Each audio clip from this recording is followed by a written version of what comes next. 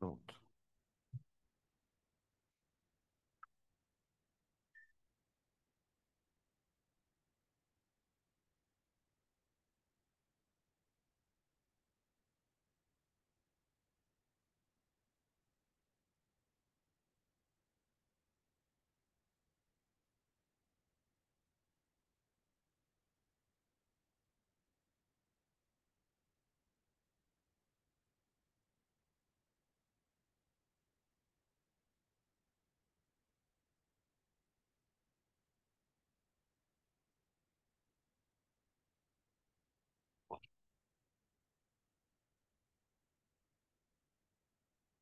Prontinho. Agora sim, gente. Ó, a gente vai na primeira aula de hoje terminar as discussões a respeito dos casos de leis de Newton, tá bem? Na semana passada, a gente já estava nos exercícios de planos inclinados, barra polias, isso. A gente chegou, acho que, a fazer a questão 3, se não me engano. Paramos na 3 da página 46. Eu não sei se a gente chegou a fazer a 3 ou se faltou fazê-la. Eu cheguei a fazer a 3. Fiz? Fiz, né? Imaginava. Então é da 4 para frente. Da 4 até a 6 são só alguns exercíciozinhos a mais, tá? Para fechar a parte de leis de Newton de planos inclinados. E aí depois a gente entra na parte de força centrípeta, tá? Que é o último ponto da história. Então, ó, exercícios, encerramento.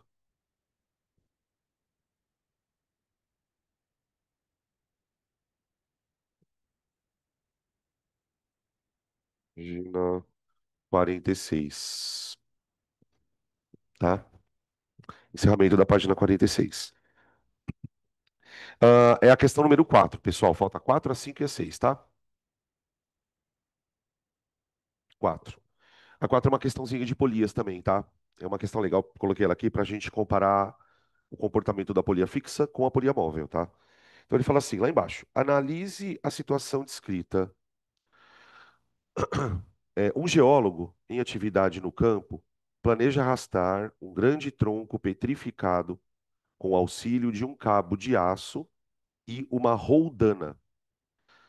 Ele tem duas opções de montagem dessa roldana, conforme as ilustrações a seguir, nas quais as forças F e T de tatu não estão representadas em escala. Montagem um. Então vamos lá. Ele fez dois sisteminhas, gente. No primeiro desenho, ele pegou tem a árvorezinha. O que que ele fez? Ele pregou a polia assim, ó. Ele puxou um cabo daqui, pregou o cabo na árvore. Esse cabo está preso na polia, tá vendo, ó? Ele prendeu ela assim. Aí ele botou uma corda aqui, fez isso aqui, ó, e amarrou o tronco aqui, ó. Aqui. Tudo bem? De tal maneira que ele vai puxar, ele vai aplicar aqui uma força F. Peraí, deixa eu pegar os negócios coloridos. Ele vai aplicar uma força F no fio, pessoal. E essa força vai ser transmitida. Agora, deixa eu perguntar uma coisa para vocês, ó. Ele vai aplicar a força F aqui. Essa é a força que o carinha faz, certo? Essa força, ela vai tracionar a corda, vai esticar a corda.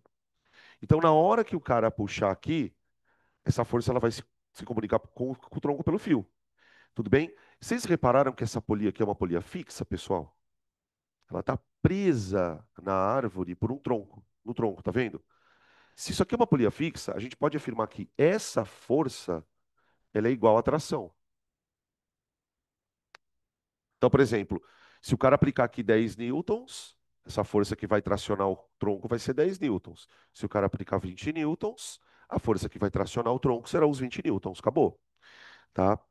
Beleza? Só que no segundo desenho, ao invés dele prender a polia na árvore, ele prende a polia no tronco. Olha que louco isso. Ele pegou o tronco, vou desenhar aqui de novo. Aqui. Você fala, ah, Danilo, tem diferença? Pior é que tem, cara. O pior é que tem.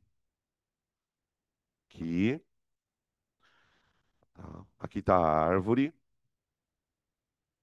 Aqui. Aí olha o que que o cara fez, ó. Olha só o que que o maluco fez. Ó. Esse sistema que ele fez é diferente por quê? Primeiro, ao invés de ele amarrar a polia na árvore, ele amarrou no tronco. Aí você fala assim: ah, mas Danilo, qual que é a diferença?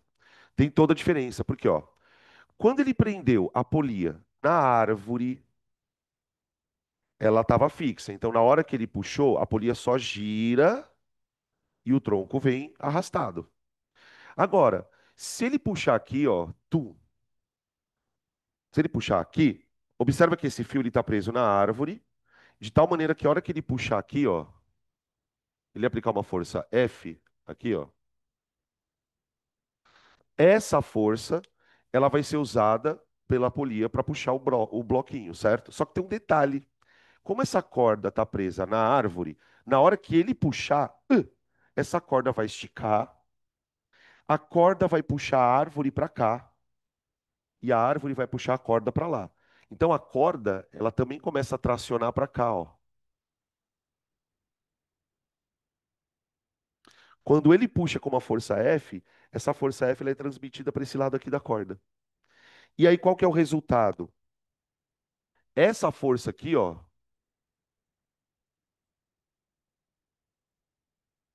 ela vale quanto? 2F. Ela vale 2F. 2F. Entenderam? Por que que isso funciona tão bem desse jeito? Porque a árvore está ajudando ele, ó. Né? O segredo todo da desse caso aqui é que a árvore está ajudando ele. Então a força que ele fizer aqui é como se tivesse uma outra pessoa fazendo essa mesma força aqui. Isso porque a polia é uma polia móvel, tá? Beleza? Aí ele fala assim, ó, considerando que em ambas as montagens a força aplicada na extremidade do cabo é F e a tração T que traciona o bloco será igual a F em qualquer uma das imagens, não, vai ser a D, né? 2F na montagem 2, tá? 2F na montagem 2, alternativa D de dado, tá? Questão número 5, pessoal. Oi.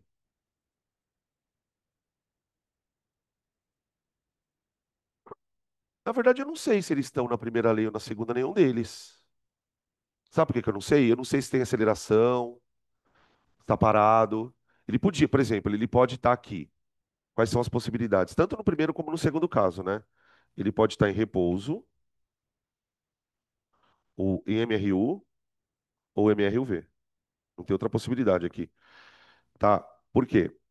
Porque o que que vai acontecer? Na hora que você puxar isso aqui, vai rolar um atrito aqui. Com certeza vai rolar um atrito, certo? O que que pode acontecer nessa situação? A tua tração pode ser igual ao FAT cinético. Então, por exemplo, se a tração for igual ao FAT cinético, oh meu Deus, ele está em MRU, FAT cinético. Ele pode estar na iminência de escorregamento. Quando que ele está na iminência de escorregamento? T igual a FAT estático, tá? Ou ele pode estar em MRUV, mas aí T é maior que o FAT cinético. Você teria essas três possibilidades aqui. Aí vai depender do que ele fala no exercício, tá? Hum. Questão 5, pessoal. Em uma obra, para permitir o transporte de objetos para cima, foi montada uma máquina constituída por uma polia fixa. A polia fixa, pessoal, é essa aqui, ó, tá? É a polia normal. A polia fixa e duas plataformas A e B horizontais, todas de massa desprezíveis, como mostra na figura. Então tem dois baldinhos, né? Baldinho vai subindo, o outro vai descendo. Continuando. Aí ele fala assim: um objeto de massa 225 quilos colocado na plataforma A, inicialmente em repouso no solo, deve ser levado verticalmente para cima e atingir um ponto a 4,5 metros de altura. Então, ele quer subir com o corpinho que está na polia. Tá aqui, ó. É o corpo A, né, que tem 225. Deixa eu ver aqui. É o eminho, tá? Do que está aqui embaixo. Esse aqui tem 225. Então, ele quer subir esse cara aqui, ó, 4,5 metros, tá? De altura em movimento uniformemente acelerado. Isso é bem importante para gente. Por quê? Se o cara está querendo que o bloquinho suba em move, ele tem que ter uma aceleração, pessoal. Se ele tem que ter uma aceleração, ele está na segunda lei, tá? Beleza. Continuando. Barará, barará, barará, no intervalo. Ele fala que ele tem que subir 4,5 metros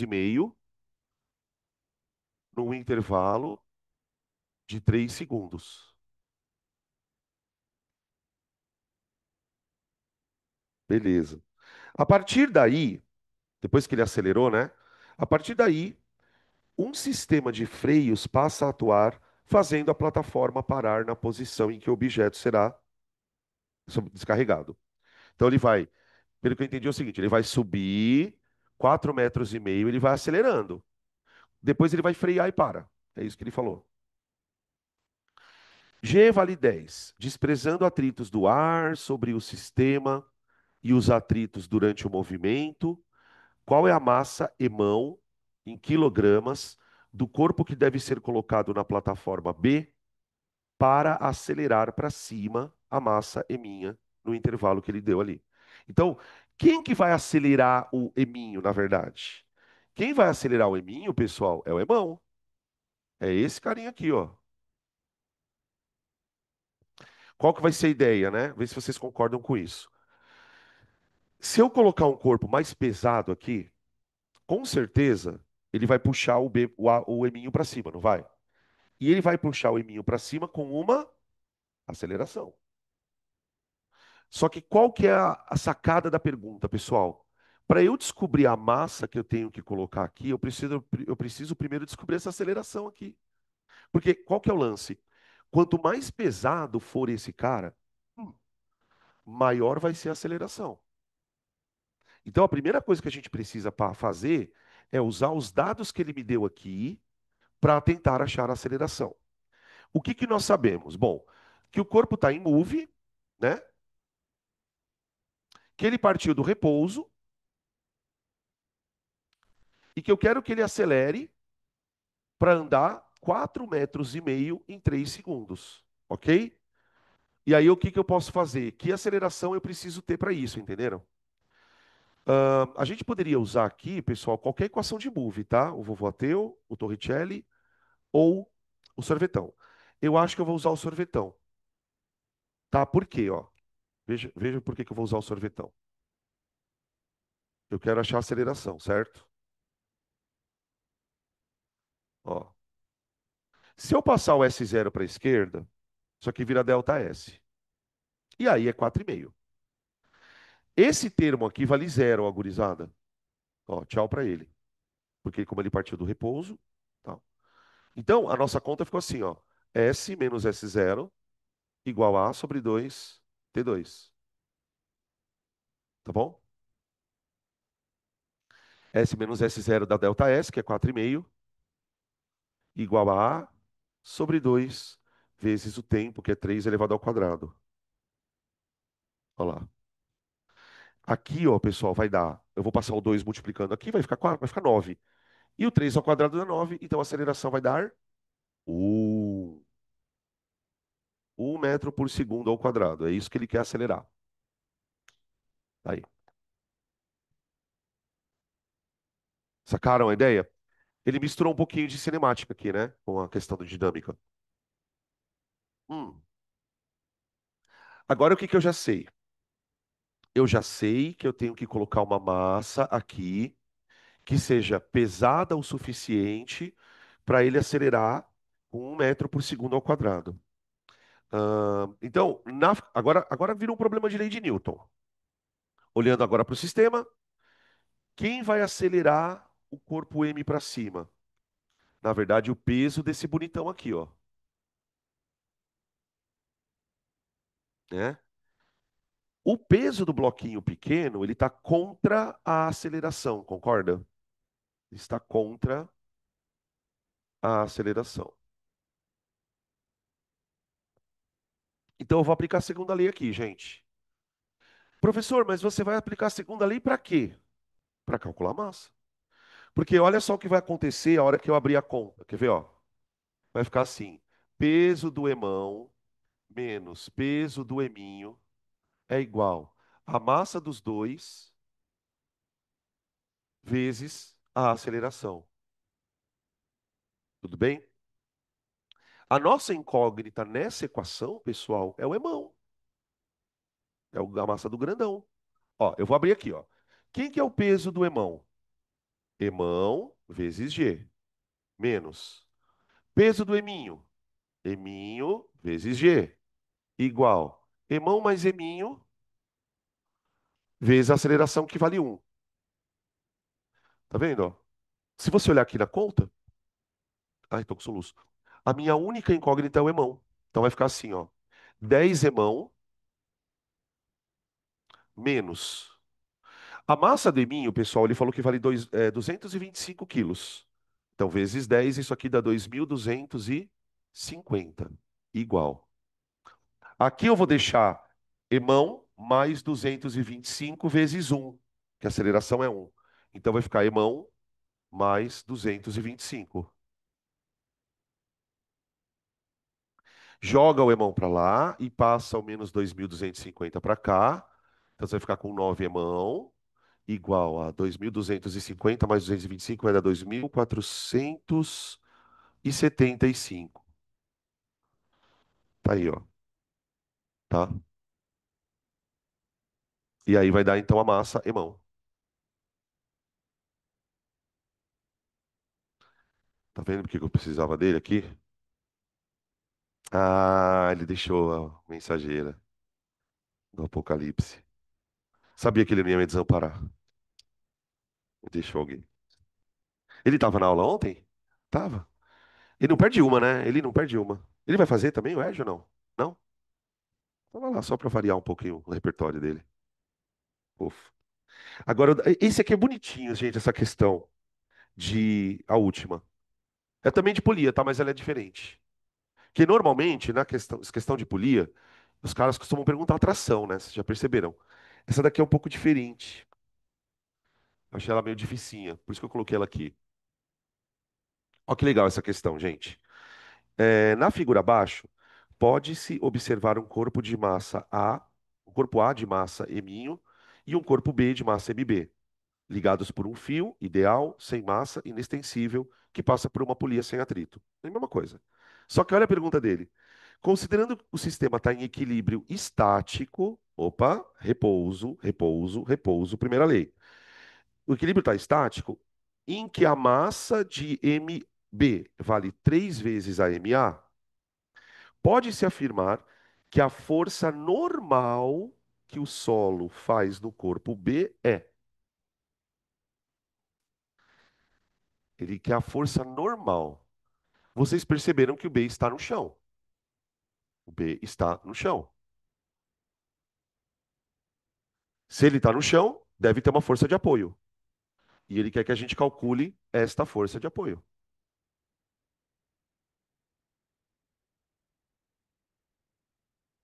Aqui, ó. Tá, já vamos logo no problema da questão, pelo o fato de eu ter colocado a questão aqui. Por que que eu não posso afirmar assim, de bate-pronto, que a normal é igual ao peso? Porque assim, o corpo está parado. Por exemplo, se eu pegar um corpo aqui e colocar ele aqui e perguntar para vocês assim, quanto que vale a normal? É o peso. Porque eu tenho o corpo aqui, repouso no solo. Por que que aqui não dá para fazer isso? Tem atração. O que que essa atração está fazendo com o corpo? Provavelmente. puxando um pouquinho para cima. Assim, ele tá encostado no chão, mas ele não tá encostado no chão com todo o peso dele, provavelmente. Essa é a sacada, porque tem alguma coisa puxando ele ali. Então, o que que eu vou ter que imaginar? Ó, olha para o corpo B. Forças que estão agindo nele. Eu tenho o PB para baixo, ok? Eu tenho a tração puxando ele para cima e eu tenho uma normal. Pode até ser que essa normal valha zero. Pode até ser que essa normal. Por exemplo, se ele tiver na iminência de subir, essa normal pode dar zero. Mas eu preciso calcular. Então, assim, tração mais normal tem que ser igual a PB. Deu para entender o lance? Tração mais normal tem que ser igual a PB. Então, o que que eu vou perceber, né, nessa situação, pessoal? Vamos tentar achar essa tração primeiro, tá? Ele fala que a massa do B é 3 vezes a massa do A, né? Então, sabe o que a gente pode fazer? A gente pode chamar a massa do A de eminho, que acho que foi o que ele fez, né? Eu não sei como é que ele colocou. Ele colocou tudo em função do eminho, né? É, tá bom. Então, vamos achar a tração.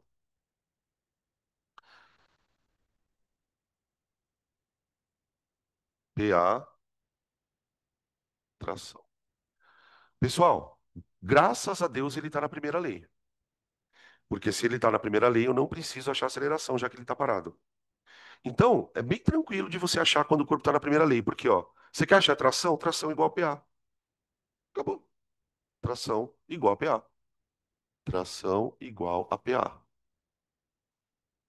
Pronto. Achamos a tração. Bota ela aqui. Agora eu vou aplicar a primeira lei para cá. Para cá. Ó, tração mais NB igual a PB. Tá? Eu quero isso, ó. Quero isso.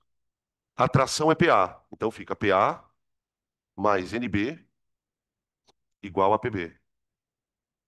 Portanto, a NB, que é a normal, é PB. Já vamos colocar os bagulho aqui, vai. Quem é PB? É a massa de B vezes a gravidade. Só que a massa de B é 3 vezes a massa de A. Então, eu vou colocar assim, ó.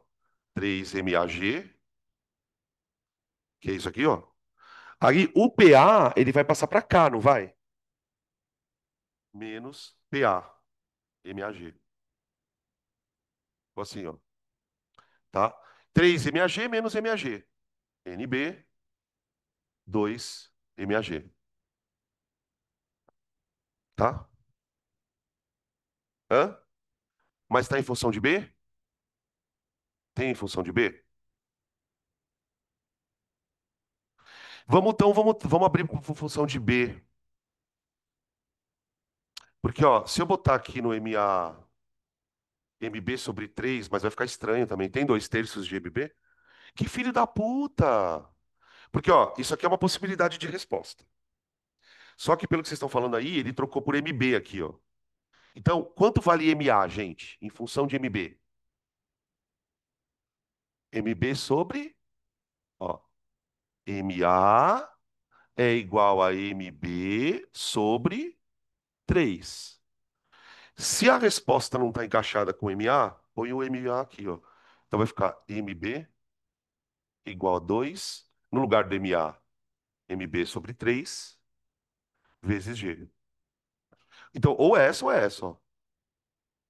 É de baixo, tá? Esquisita essa questão, né? É aquela história da balança, lembra que eu falei? A história de você puxar um pouquinho o peso e a balança dar uma aliviada. É mais ou menos essa ideia, tá? Beleza?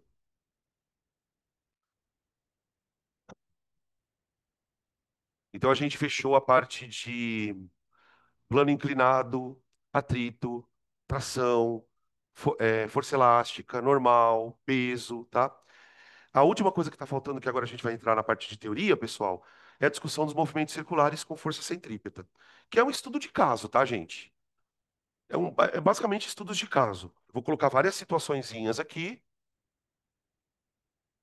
Deixa eu só trocar de vídeo aqui. Dá, claro. vocês podem fazer isso por mim? Tá. Nossa, 19, gente. Por isso. Gente, eu tô com uma fome.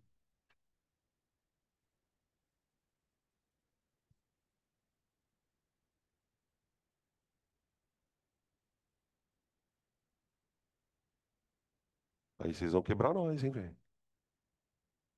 Pode. Eu vou morrer de qualquer jeito, gente. Eu tô de calor. Então, é a única coisa, a única. Não, ó, não fui eu que fiz, tá? Eu juro por Deus. O negócio do ar. Mas a única temperatura que eu não transpiro é 19 e 20. Né? Então, pra mim. Ainda mais que eu tô com esse cabelo, preciso cortar o cabelo. No palco. Não, então, não é não. No palco é bem fresquinho. Aqui é ruim, ó. Esse aqui é bem quente. Mas ali, onde vocês estão, ali já tá congelando, coitada. Aí pro final é bem fresquinho. É bem fresquinho. Preciso cortar o cabelo esse final de semana. Gente,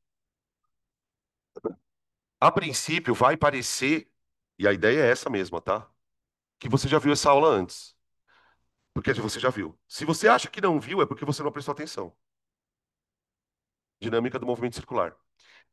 Vocês lembram que na aula de movimento circular, quando a gente tinha que falar de velocidade angular, velocidade linear, eu fiz uma introdução sobre aceleração centrípeta, sobre aceleração tangencial. Aquele ponto da matéria, na verdade, ele era para ser explorado aqui. É que eu, por uma opção minha, eu já quis fazer esses comentários agora. Eu vou fazer de novo. Eu vou dar uma introduzida do que é o movimento circular, e aí a gente vai entrar na questão da identificação da bendita da força centrípeta, tá bom?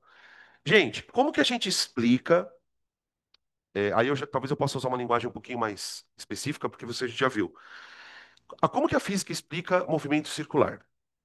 A física, para explicar movimento circular, ela vai dizer o seguinte: olha, para um corpo fazer uma trajetória circular, para o corpo fazer uma trajetória curva, qualquer que seja esse tipo de movimento, é preciso que haja uma força que faça com que a velocidade do corpo mude de direção. A gente entende a força como uma propriedade de causar aceleração no corpo. Tem força, tem aceleração. Só que, como eu já falei várias vezes na aula, gente, acelerar um corpo não é só deixar ele ir mais rápido ou mais devagar. Isso é um tipo de aceleração. O tipo de aceleração que a gente está falando aqui é outra. É uma aceleração onde a velocidade vai fazer isso aqui, ó. Ela vai mudar a direção. Para que a força seja capaz de mudar a direção, essa força precisa ser uma força centrípeta. Então, tipo, quando a gente fala em forças centrípetas, vamos começar definindo o que ela é. O que é uma força centrípeta?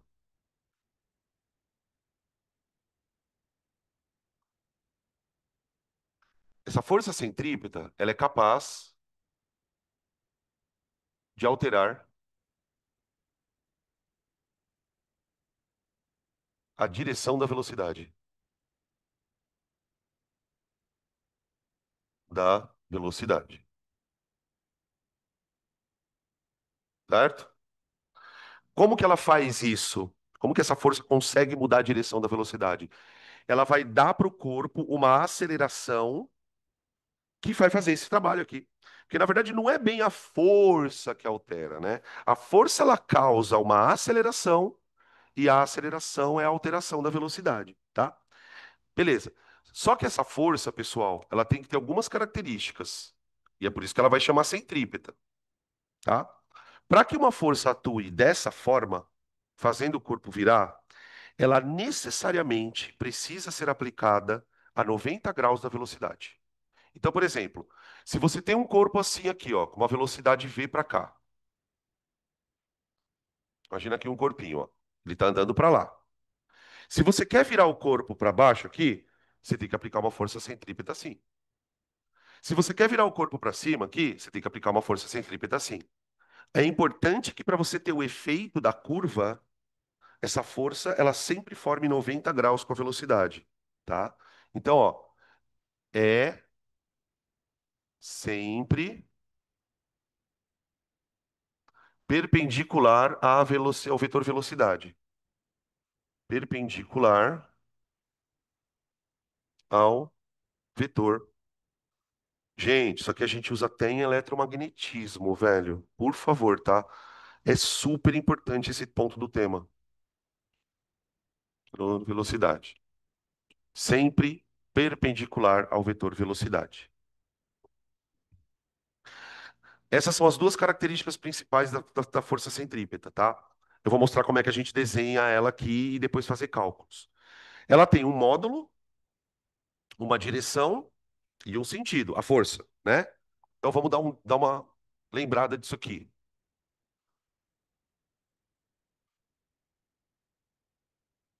Módulo, direção e sentido. Tá. Então, olha só, para a gente lembrar do módulo da direção e do sentido, vamos considerar uma situação hipotética aqui, ó. Tem um corpo andando com uma velocidade v, tá? E aí esse corpo quer fazer uma curva. Já que esse corpo quer fazer uma curva, tem que surgir a força centrípeta. Então, ela é perpendicular à velocidade. Agora, deixa eu fazer uma pergunta aqui, só para troco de curiosidade. Vamos supor que a força não seja perpendicular à velocidade. Então, ela não é centrípeta. O que que ela faz quando ela não é perpendicular à velocidade? Por exemplo, se ela estiver a favor da velocidade, o que que essa força faz? Acelera o corpo. Se a força estiver contra, ela freia o corpo. Aí nós estamos falando daquela aceleração chamada escalar, que é quando o corpo muda de velocidade, tá? Então a força, ela pode sim mudar o módulo da velocidade, mas não a centrípeta. A centrípeta não faz isso. Isso que a centrípeta não faz trabalho. A centrípeta é uma das grandes forças da física que nunca faz trabalho. Por que que ela não faz trabalho, gente?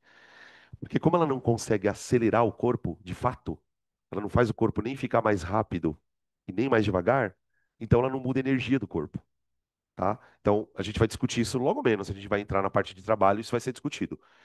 Tá, mas aqui então o corpo vai virar, ele vai fazer isso aqui, não vai, ó, certo? Ele começa a fazer uma trajetória circular. Essa trajetória circular, ela tem um centro. A força centrípeta, ela vai estar apontando sempre para o centro. Quando o corpo estiver aqui, sua velocidade vai estar aqui e a sua força centrípeta aqui. Quando o corpo estiver aqui, sua velocidade vai estar aqui e a força centrípeta aqui. A força centrípeta, gente, ela está sempre apontada para o centro. A gente fala, né, sobre direção e sentido, né? A gente fala que a direção da força centrípeta é radial. Então a direção, ela é radial. O que que é um vetor radial? É um vetor que vai passar pelo centro da circunferência, tá? Como todos eles estão apontando para o centro da circunferência, então eu vou dizer que é um vetor radial. E o sentido, óbvio, para o centro. Para o centro. Por isso, centrípeta. Tá? Beleza? Em particular, a gente tem bastante. A gente não, o vestibular, né? Ele tem bastante interesse no movimento circular uniforme. A gente já falou sobre isso, né? O movimento circular uniforme é o que a gente usa basicamente para fazer cálculo. Então, a gente pode fazer algumas considerações para o MCU. Para o MCU, tá? Porque vocês vão perceber que na maioria dos casos, maioria não, acho que todos os casos a gente vai trabalhar com MCU. No MCU, a única força que está atuando é a centrípeta. É a única. Já que ele é uniforme, então não existe nenhuma força que faça o corpo ficar mais rápido, nem mais lento. Então existe só uma força centrípeta. Então eu vou escrever assim, ó. No movimento circular uniforme, a única força atuante, a única força atuante é a centrípeta,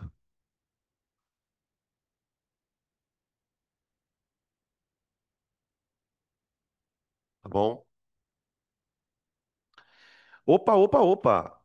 É aqui que nos importa, porque se a força centrípeta é a única atuante, eu posso dizer que ela é a resultante. Professor, E se tiver uma outra força, aí não, aí é outra história, tá? Agora, uma coisa é fato, gente. Independente de existir uma outra força que acelera o corpo, a força centrípeta está existindo. Simples assim, tá? Nesse caso, se a força resultante é a força centrípeta, a gente pode dizer então que a força centrípeta é igual a massa vezes a aceleração. Só que a aceleração que a força centrípeta está me proporcionando é a tal da aceleração centrípeta que a gente viu lá no movimento circular. Também. Vocês lembram que para calcular a aceleração centrípeta também tem uma fórmula? Vocês lembram qual que era? V ao quadrado sobre R, né? A aceleração centrípeta é V ao quadrado sobre R.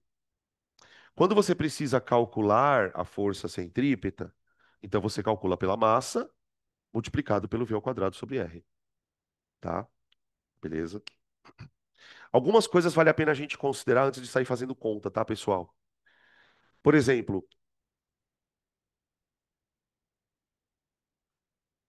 para você fazer uma curva, você tem uma força centrípeta. Tá aí, beleza. Só que, gente, essa força centrípeta, ela surge da onde? De onde que ela vem? Pensa. Por exemplo, esse corpo está fazendo uma curva. Tem alguém fazendo essa força nele. Quem? É aí que está o problema. Pode ser mil coisas. Por exemplo, o que que é esse objeto que está andando aqui? Eu não sei, é uma bola. Se essa bola for um planeta, quem é a força centrípeta? É a gravidade. Se essa bola for um carro fazendo uma curva, quem vai ser a força centrípeta? É o atrito. Se essa bolinha for um elétron girando em torno do núcleo, quem vai ser a força centrípeta? A força elétrica.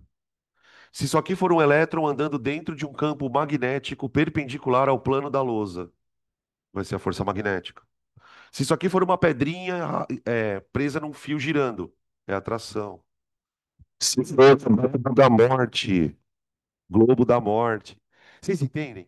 A merda da força centrípeta é a seguinte: não existe uma força que é centrípeta. Sempre. Diferente do atrito. O atrito é atrito. A força centrípeta ela pode ser qualquer força que está fazendo o papel de centrípeta naquele contexto. Por exemplo, atrito pode ser usado para fazer um corpo virar? Pode. Força elétrica pode ser usada para fazer um corpo virar? Pode. Então, os exercícios de força centrípeta, gente, eles têm um script bem definido. Qual é? Ele te conta uma história e pede para você fazer algum cálculo. E nesse cálculo você tem que identificar quem é o papel, quem está fazendo o papel de centrípeta. Eu vou mostrar para vocês alguns exemplos do desdobramento que isso pode causar, tá? Porque, tipo assim, a gente entra nesse ponto da matéria, força centrípeta.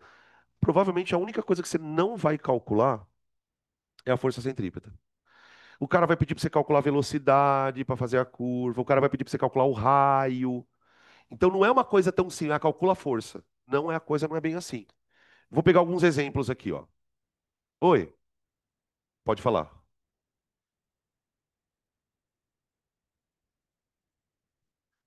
Não, não, não. Então, essa é a coisa. A gente vai descobrir uma outra coisa sobre a força centrípeta. A força centrípeta ela é uma resultante. Então, por exemplo, eu vou citar o caso do Globo da Morte daqui a pouco, mas só para você entender. No caso do Globo da Morte, o motociclista está fazendo esse tipo de movimento assim, em cada ponto do globo, a força centrípeta tem um valor. Por exemplo, quando ele está no chão, a força centrípeta tem um valor. Quando ele está no teto, ela tem outro valor. Quando ele está no. Agora, que valor é esse? É sempre a resultante das forças. Sempre a resultante, tá? É, vamos lá. Eu vou começar, óbvio, usando a ideia de gravitação universal. Isso aqui é praticamente a aula de gravitação universal dentro da aula de força centrípeta. Quando a gente estuda gravitação, a gente basicamente toma contato com duas teorias bem famosas para explicar movimento planetário: Kepler e Newton. Kepler nem cai, nem cai. Mas o Newton é foda por quê? Porque ele foi o primeiro cara que tentou interpretar a gravidade como uma força. Até então, não existia uma ideia para gravidade. E ele imaginou o seguinte, não, porra, Existe aqui uma força que mantém esses planetas de alguma maneira conectados, e essa força vai explicar o movimento planetário. E quando ele considera a existência dessa força, os cálculos dele fazem todo sentido. Ele prevê a órbita de todos os planetas do sistema solar, menos um, que é o Mercúrio. Então o modelo dele estava bom, tá? Então, imagina o seguinte: você tem aqui um corpo, tipo o Sol, e um planeta aqui orbitando ao redor do Sol. A gente sabe, pelo Kepler, que essa órbita ela não é rigorosamente circular. Ela tem uma leve, ela é meio elipsada. Elipse, hipérbole, sei lá, como que chama aquilo? Elipse, né? Ela é meio elipsada. Mas, para todos os efeitos de cálculos, a gente consegue considerar que ela é circular e está tudo bem. Depois a gente fala sobre essa questão da elipse, tá? Então, veja, eu vou admitir que o planeta está em MCU, tá? Por que que eu posso admitir que o planeta está em MCU, gente? Peraí. Porque só existe a tal da força centrípeta agindo nele. Então, o planeta ele tem uma velocidade, aqui, ó, tá bem? E uma força centrípeta. Beleza. Essa velocidade ela é muito famosa dentro dos exercícios de força centrípeta. Ela é chamada de velocidade orbital. A velocidade orbital é a velocidade que um corpo precisa ter para conseguir ficar em órbita. Porque aqui, gente, existe um equilíbrio muito delicado entre cair e ir embora. É isso que é importante a gente entender. Para um corpo ficar orbitando ao redor do Sol ou de qualquer outro corpo, ele precisa ter uma velocidade mínima. Se ele estiver muito lento, ele cai. Se ele estiver muito rápido, ele escapa da órbita. Aí você fala, mas é por quê, professor? Gente, porque a força centrípeta ela tem um valor fixo. Quanto vale a força centrípeta nesse contexto? A força gravitacional. Então, nesse caso aqui, né, um caso em que você está olhando para um planeta orbitando, eu vou dizer que a força resultante nesse planeta é a força centrípeta. Só que essa força centrípeta é a gravitacional. Ó, então, a resultante é uma centrípeta. E a centrípeta é uma gravitacional. Eu vou olhar para isso aqui, ó.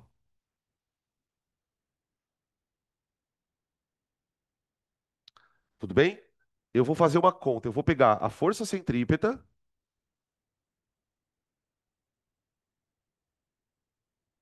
igual a força gravitacional. Gente, eu não sei se vocês lembram dessa fórmula. Se não, eu ponho aqui, ó.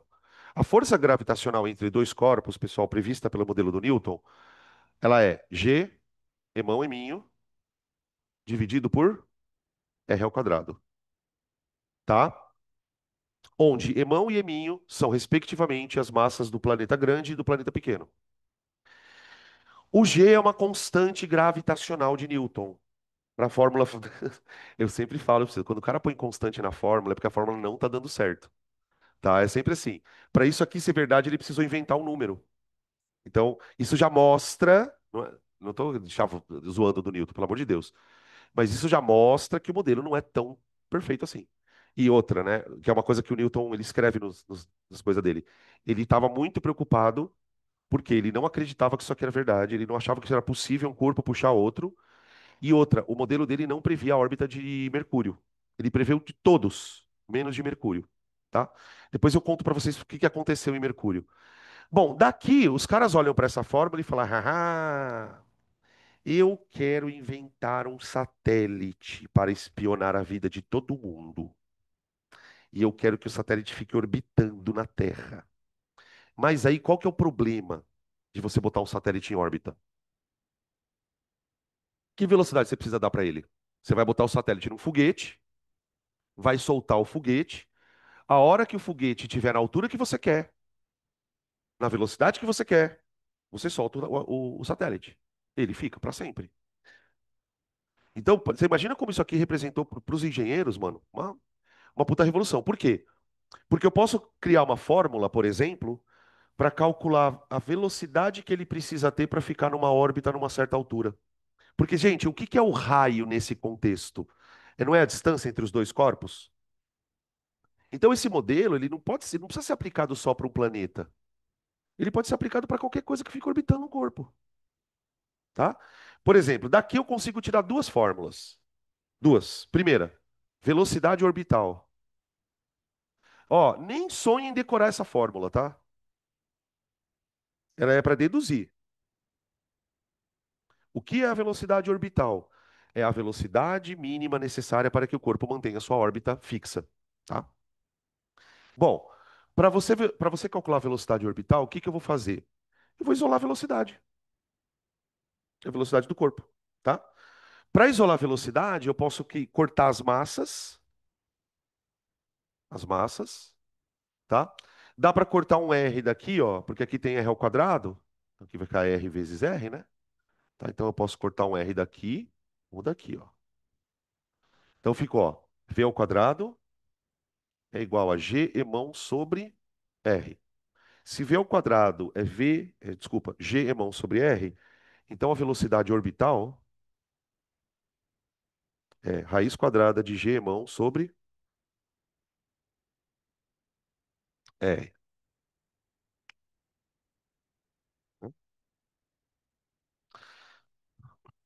Hum. Beleza, gente? Olha que essa fórmula aqui a gente pode criar várias questões teóricas com ela, tá? Sem precisar exigir de vocês conta.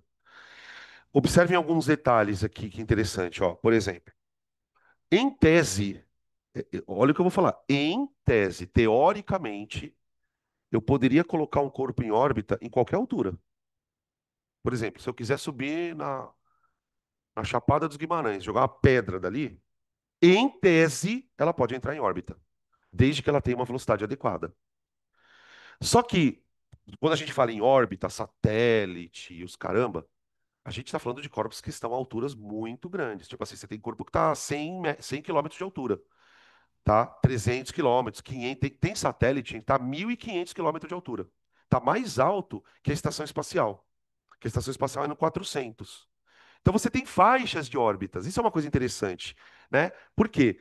Porque para cada distância eu preciso de uma velocidade. Então, por exemplo, eu sou engenheiro lá, eu quero soltar um satélite, eu quero que ele fique a 1.000 quilômetros de altura.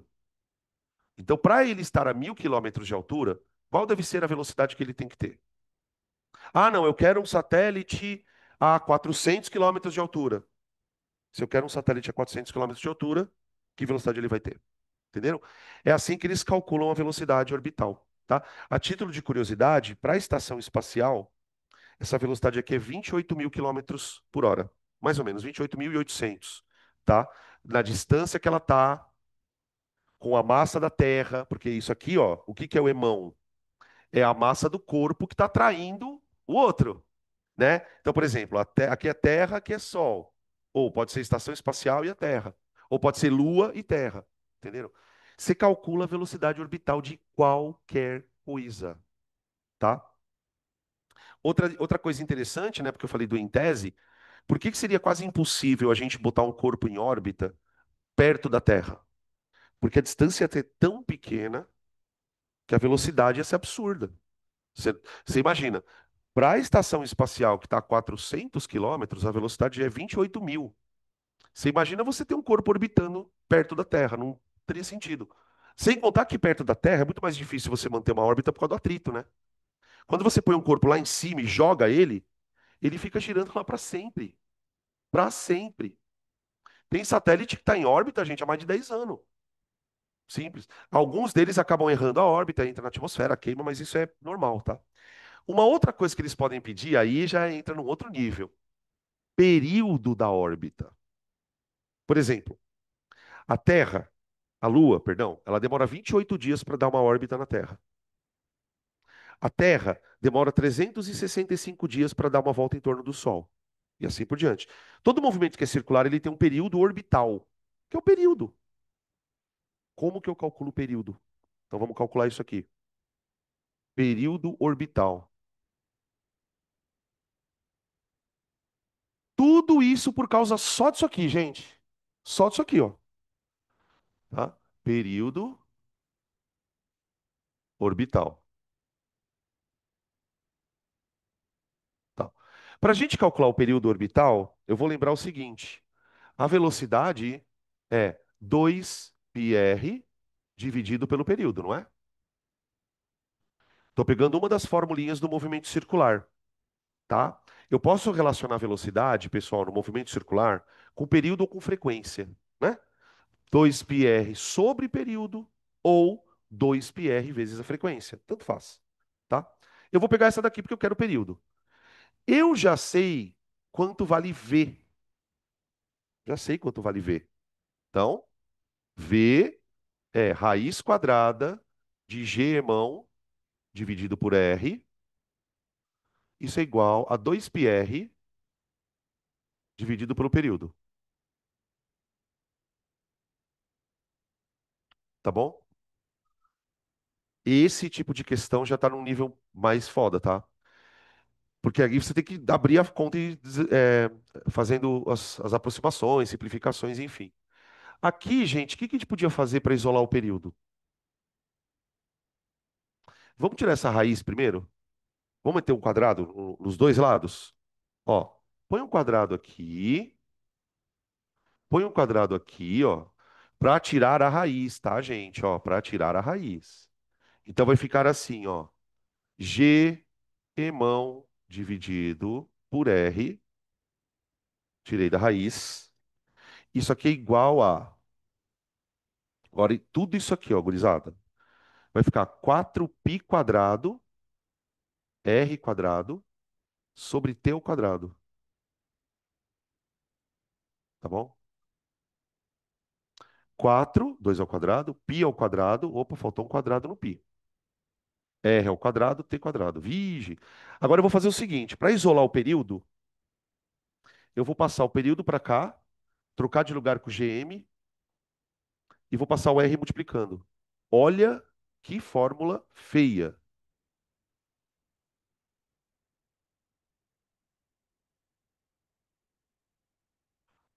Ah, isso não cai. Aham, não cai.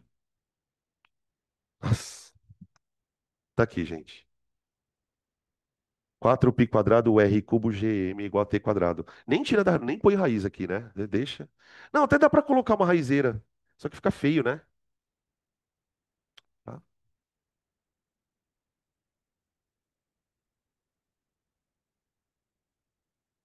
Agora, puta, eu vou contar uma coisa para vocês muito bonita.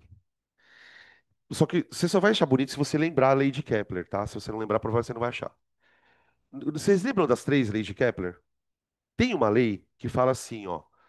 As leis de Kepler, só para situar a galera, as leis de Kepler, elas são leis que explicam o movimento de órbitas do sistema solar. O Kepler, ele ficou famoso, ele é um pré-Newton, né? Porque ele foi o primeiro cientista a tentar investigar a cinemática dos movimentos de planeta. E ele percebeu algumas coisas. Tinha uma coisa que ele percebeu que era muito bizarra. Imagina o Sol e os planetoides lá. Gente, cada planeta tem um raio de órbita. Portanto, cada planeta vai ter um período orbital. Simples assim, ó, tá aqui. Tá aqui, ó. O período depende da constante gravitacional, da massa do Sol, hã, e do raio. Então isso já era uma coisa esperada. Só que o Kepler, o que ele fazia? Ele mediu a órbita de todo mundo. Ele ficava observando os planetas, medindo velocidade orbital, fazendo cálculo. E ele chegou a uma coisa muito estranha. Toda vez que ele pegava o período do planeta, elevava ao quadrado e dividia pelo raio ao cubo, dava sempre o mesmo número. E ele não sabia por quê.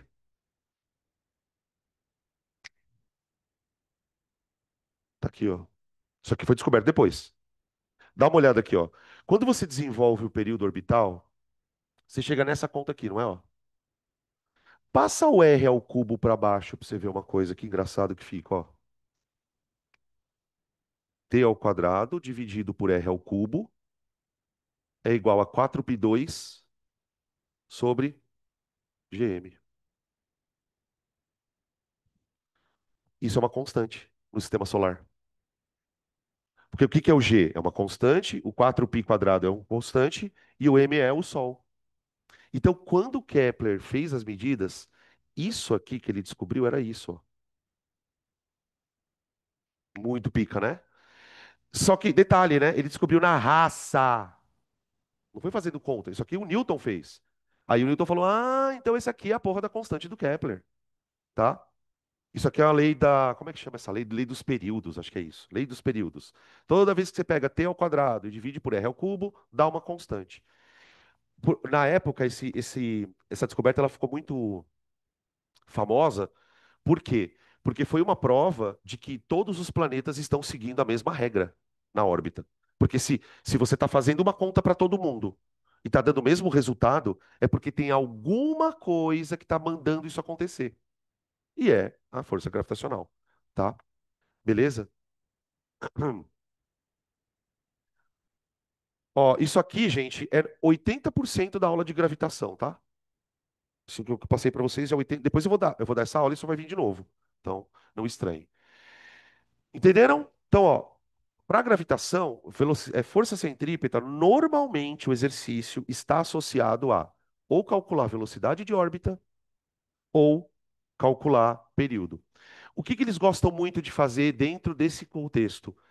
Comparar planetas. Então ele fala assim: olha, tem um planeta com massa m, tananã, tananã, e eu vou colocar um satélite ali com velocidade v. Qual vai ser a velocidade de um outro satélite se for colocado na mesma altura? Sempre aquele mesmo ideia de comparação, tá? Mas no geral é isso. Vamos pegar outro exemplo. Exemplo.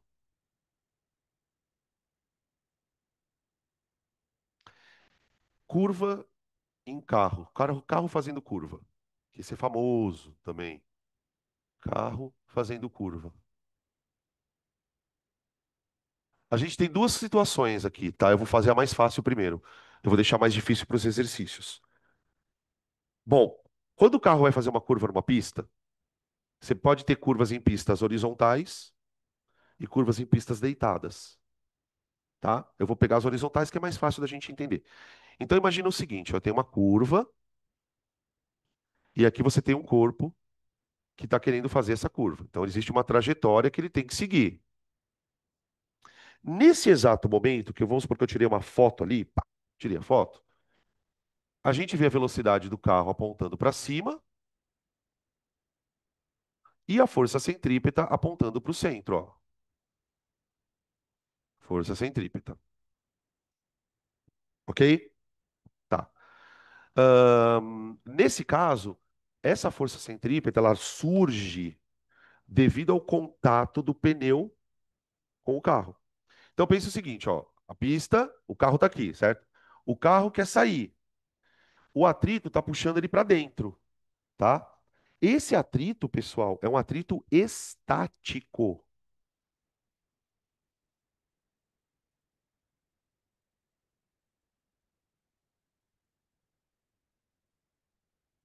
tá? É um atrito estático. Por que que o atrito é estático? Veja por quê.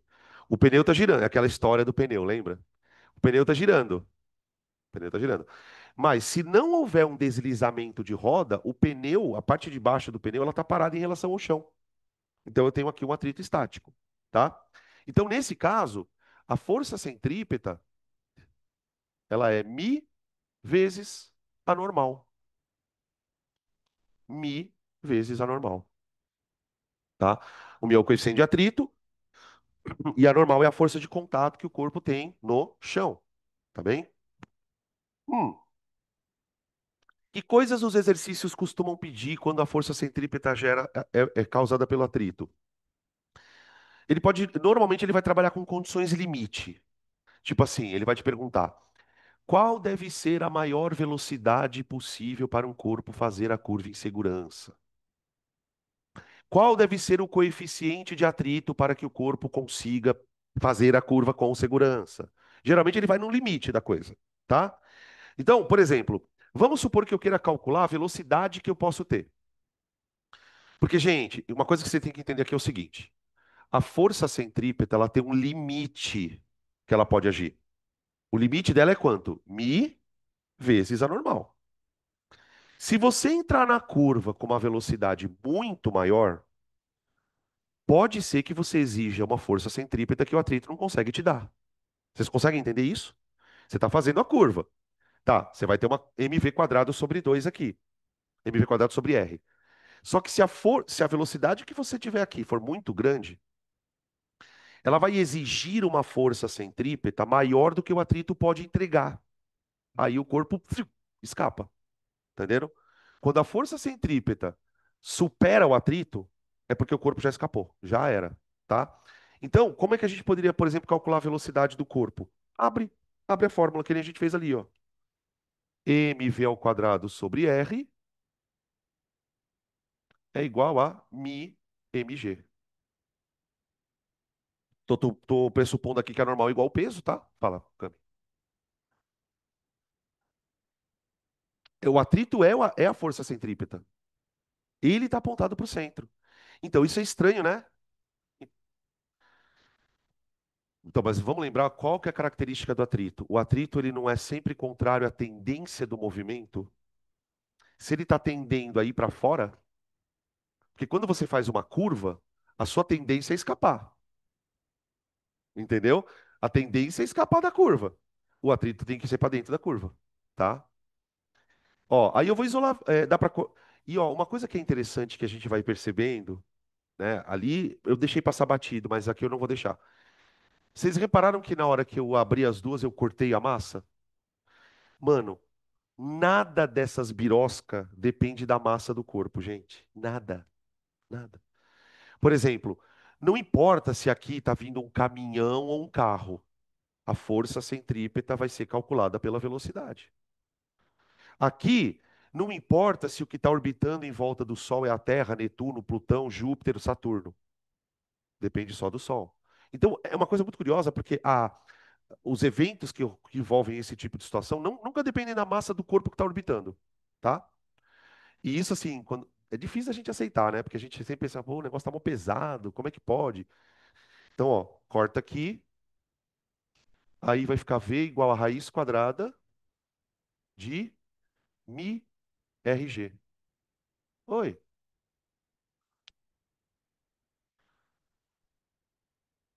Porque não tem outra força agindo no corpo? Porque, assim, imagina, é porque assim, eu tô olhando de cima, né? Tô olhando de cima. Mas se você tá olhando de baixo, o carro tá aqui. Quais são as forças que agem no carro? O peso, que tá pro chão, e a normal, que tá para cima. Entenderam? Então, assim, se você olhando de cima, a normal, ela estaria indo para tua cara, assim, ó. Consegue perceber isso? E o peso estaria indo para dentro da lousa. Essas duas forças se anulam. Se elas se anulam, quer dizer que elas têm o mesmo módulo. Por isso que na hora de colocar no lugar da normal, eu botei mg, tá? Beleza? Então, para atrito, tá aqui, ó. Ele provavelmente ele vai pedir velocidade limite, tá?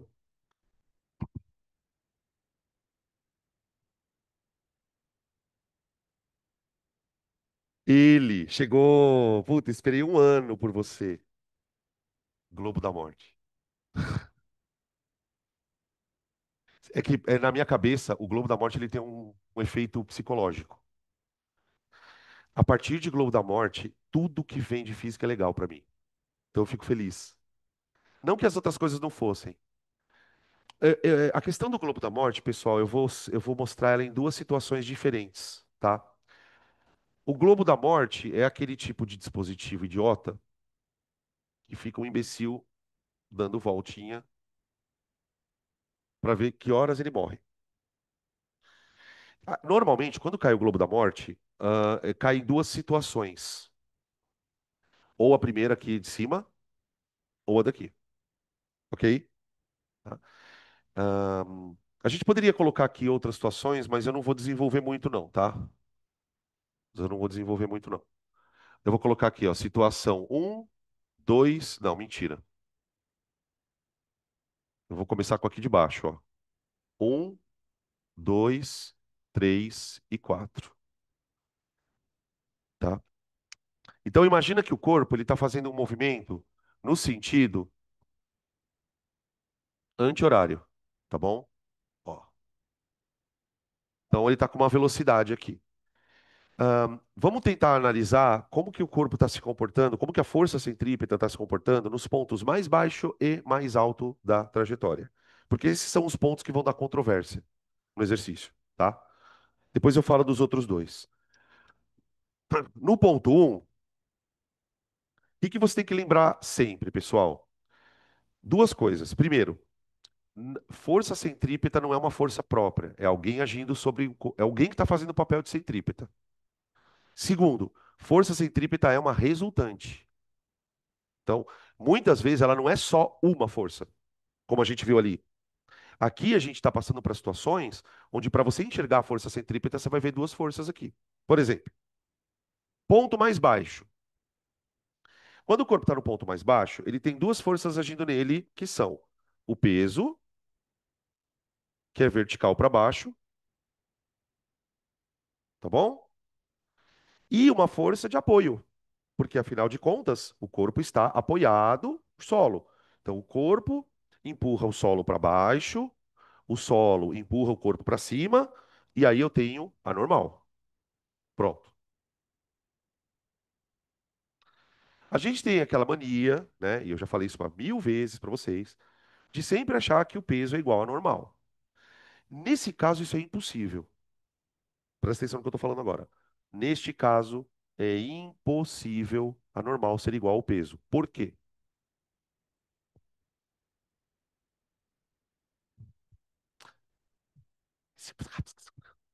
Ô, gente, o corpo não está fazendo curva?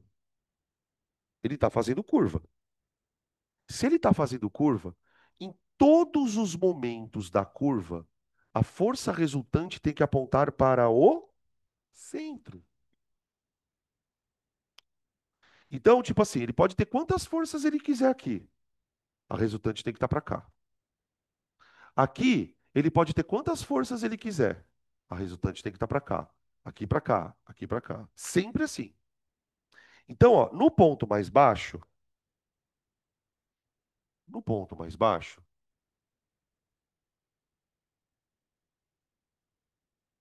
a gente pode dizer que a força centrípeta é a resultante disso aqui. Como a força centrípeta está apontando para cima, então eu vou fazer normal menos peso. Normal menos peso.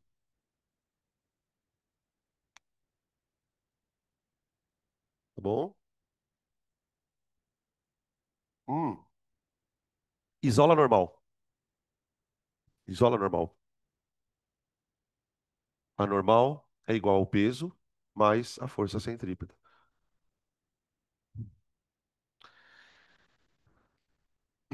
Peso aparente maior. Vocês lembram disso? O que que acontece? Tenta se imaginar dentro da caixinha aqui. O que que você vai sentir dentro da caixinha quando você estiver no ponto mais baixo? Tenta descrever para mim o que que você imagina que você vai sentir quando você chegar no ponto mais baixo. Você vai se sentir pressionada na cadeira, porque a sua normal agora é o peso mais um tantinho. Detalhe, hein? Que é pior. Esse pedaço da normal, ele depende da velocidade, velho. Tipo assim, quanto mais rápido o motociclista passar aqui embaixo, maior vai ser o mv quadrado sobre r, não vai?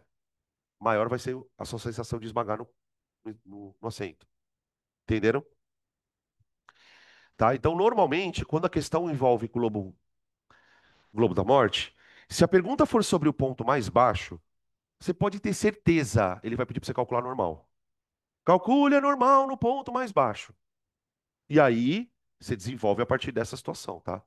Ô, gente, por favor, tá? Não é para decorar isso aqui. É para você entender da onde veio, tá?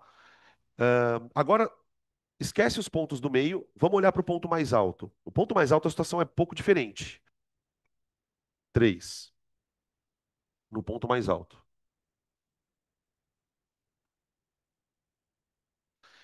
Uma coisa que vocês têm que ter em mente sempre quando pensar em globo da morte, tá? A normal ela vai variar em cada pontinho do globo. Então, por exemplo, aqui embaixo, você se sente mais pesado. Aqui em cima a coisa é um pouco diferente. Por quê? Veja. O peso, ele continua agindo para baixo, gente.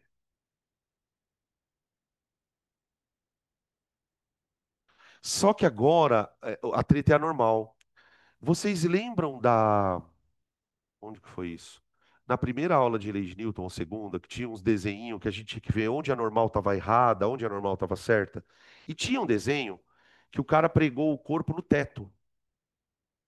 Tipo, era um teto e um bloquinho aqui. E não sei se vocês lembram que nesse desenho a normal estava para baixo, tá? Porque, gente, vamos pensar um pouco. Por que que tem que haver uma normal para baixo? Porque para você manter o corpo preso no teto, você tem que empurrar o corpo contra o teto. Não tem como. Como que você vai manter um negócio assim, ó, pessoal? Aqui está o teto, aqui está o corpo. Como que você vai manter o corpo preso aqui se você não empurrar ele, né? Então, aqui no ponto mais alto, a força centrípeta, ela é o peso mais a normal,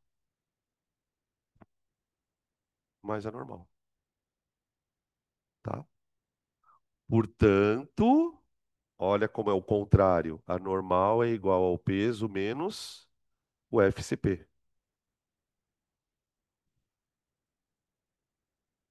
Aqui você se sente mais leve, né? Você meio que descola do banco um pouquinho, e aí você se sente menos pressionado contra o assento, tá? Quem já andou no brinquedo que vira de ponta cabeça, se sente exatamente isso mesmo. Quando o brinquedo vira de ponta cabeça, por uma fração de segundo você flutua mesmo. É um negócio muito curioso, tá?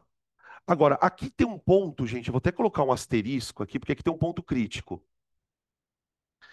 Lembra que eu falei na história do atrito que eles gostam de trabalhar com situações limites? Muito bem. O limite ali no atrito é o cara escorregar, né? Qual que é o limite dessa situação aqui? Ele cair. É aí que está o. Geralmente, quando cai Globo da Morte, se for ponto mais baixo, é normal, não tem o que. É isso aí. Agora, se for o ponto mais alto, provavelmente ele vai pedir perguntar isso. Porque veja só, a normal é igual ao peso menos a força centrípeta. Pensa comigo. O peso é constante, mg. Mas a força centrípeta vai depender da velocidade que você tem aqui. Essa força centrípeta aqui, ó, ela é variável.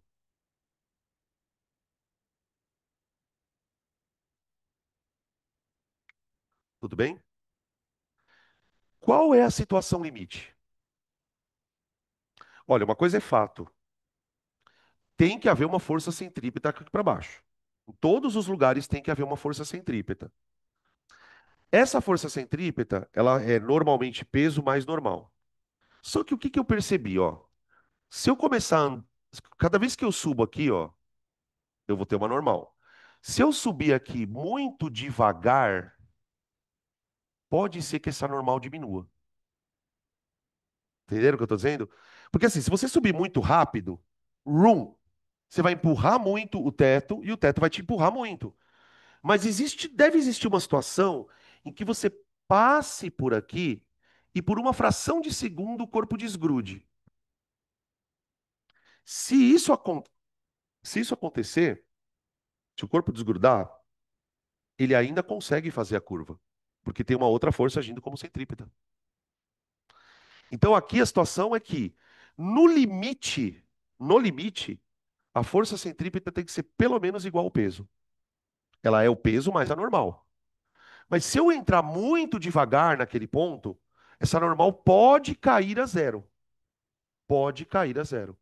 Então, ó, eu vou escrever assim: a situação limite ocorre, isso no ponto 3, tá?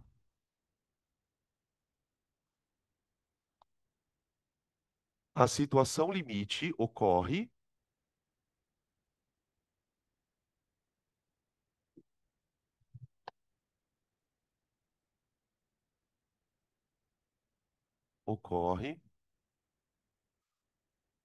quando n igual a zero. A gente poderia dizer que quando a normal vale zero, ele estaria na iminência de cair, tá? Qual é a velocidade para que isso aconteça?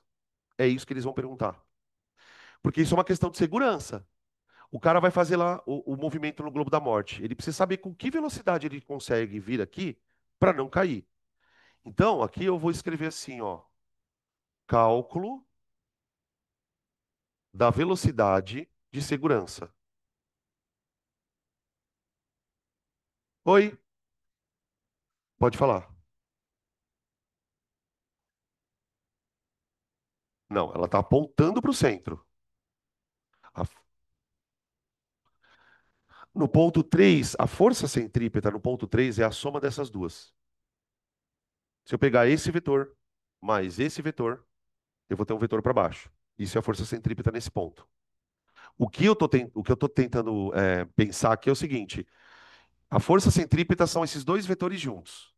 Mas esse vetor aqui ele pode mudar o valor dele. Quando a normal é zero, nada. Aí, então, porque assim, normalmente, quando você vai num brinquedo como esse, o cara que está operando a máquina, ele não é idiota. Ele não quer que ninguém despenque. Ele vai fazer uma velocidade bem maior do que a necessária. Quanto mais rápido você vai, mais grudada você fica no banco. Vocês já viram um experimento que o pessoal faz, bem bobinho, mas ele é legal? O cara pega um balde com alça, põe água e fica fazendo isso, ó. E a água não cai. Agora, se ele for muito devagar, a água cai. É sobre essa situação que a gente está falando aqui. Mas a força centrípeta, ela está apontando. Aqui você tem uma força centrípeta, aqui você tem uma centrípeta, aqui você tem uma centrípeta, aqui você tem uma centrípeta. Só que cada hora ela é um valor. Por que que você está perguntando isso? O que que você não está entendendo? Uhum, eu espero. Isso aqui, gente, é foda de entender mesmo. É foda.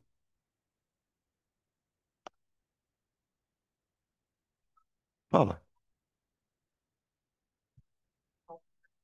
Ah,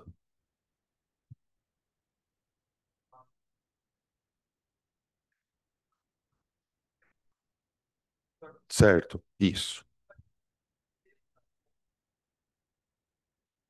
Quem foi que mandou você olhar para as pontas? Quem foi que mandou? Eu tô falando, caralho! Eu falo que vocês são teimosos, mas eu vou falar para você, já que você está insistindo. O que acontece é o seguinte: nas pontas aqui você tem uma força centrípeta também, que é anormal. Gente, vamos lá. Olha para o corpo aqui. Quais são as forças que estão agindo nele? Peso e normal. Nesse caso aqui, a única força que vai atuar como centrípeta é quem? A normal. Aqui é força, peso, opa, peso e normal.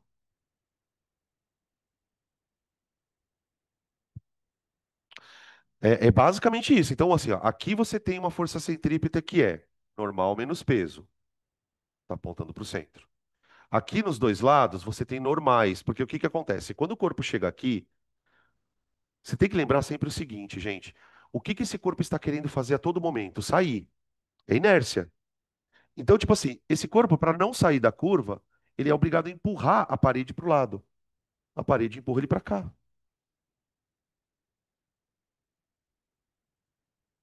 Você está falando em tudo? Aham. É a inércia. O que faz as coisas não cair, gente, é a inércia. Tipo, por que que o balde com água não cai quando você faz isso? Porque quando ele chega aqui em cima, por inércia, a água quer subir. É inércia, simplesmente inércia, tá? Beleza? Por que que a gente não cobra muito? Não é que a gente não cobra, por que que o vestibular não cobra esses pontos aqui? Porque eu não tenho como calcular. Como que eu vou calcular normal aqui? Aqui eu ainda consigo, tá? Beleza? Então vê, então aqui é normal menos peso, aqui é normal e aqui é peso mais normal. Beleza? Peso. Oi. Não. Opa, opa, opa. A centrípeta, Cami, é a resultante. Então, ela é igual a alguma coisa sempre. Entendeu o que eu tô falando? Por exemplo, aqui, quem é a centrípeta? É a normal ou é o peso? É uma menos a outra. Entenderam? Tá? Oi.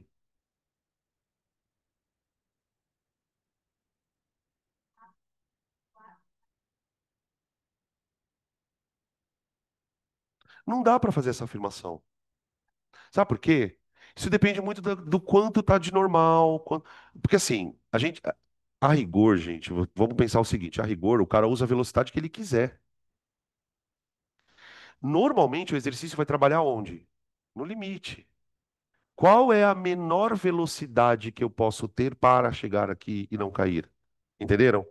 Agora, a rigor, porque assim, se você tem a menor velocidade, você sabe que você não vai cair acima dela. Se você calcular a menor velocidade aqui, deu 20, você sabe que qualquer velocidade acima de 20 está tudo bem. Porque qual é o ponto que tem mais chance de dar merda? É esse. Se não deu merda nesse, nos outros aqui não vai dar. Entendeu?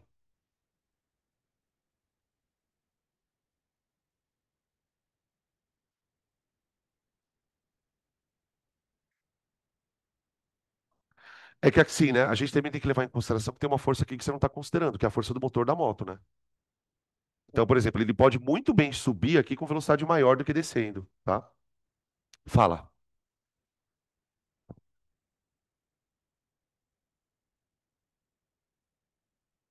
É uma força inercial. É porque não existe força centrífuga, né? Não existe força centrífuga. Veja só que isso aqui é uma coisa delicada.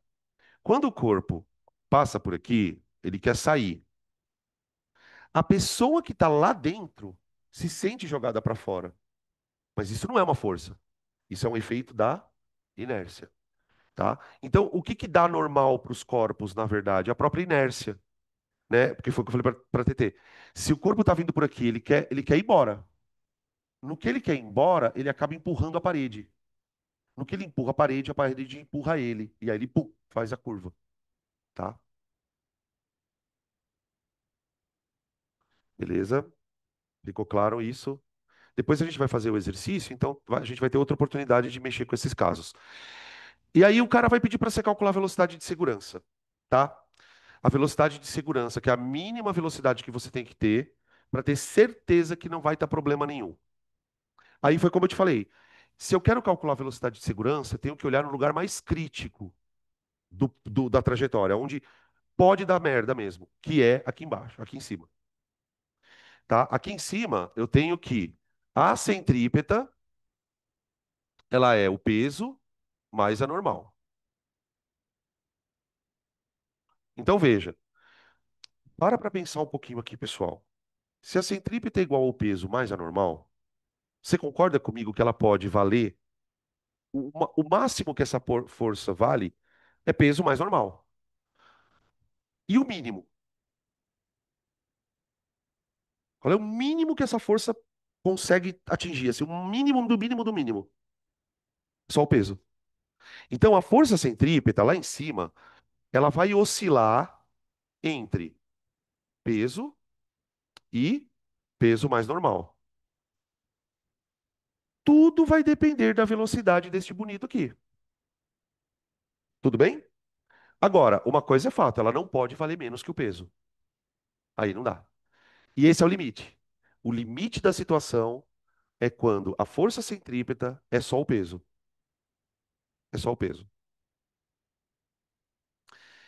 Se você não conseguir atingir a velocidade suficiente aqui, você cai. Essa que é a sacada. Então fica. Olha lá, de novo, ó. Olha o que vai acontecer a hora que você abre a bendita da fórmula. Olha lá, gente.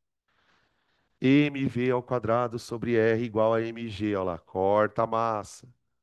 Corta a massa. Tá?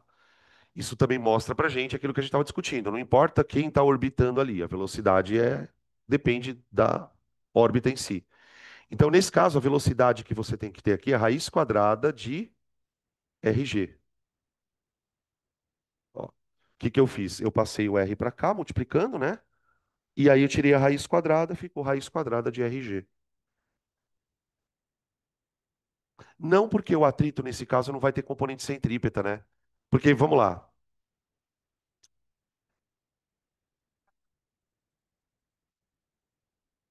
Então, mas vamos lá. Espera um pouquinho, deixa eu te explicar isso que eu tô falando. Desenha para mim o atrito aqui, ó. Não, não, não. Por isso que ele tá para cima. O atrito é motriz aqui.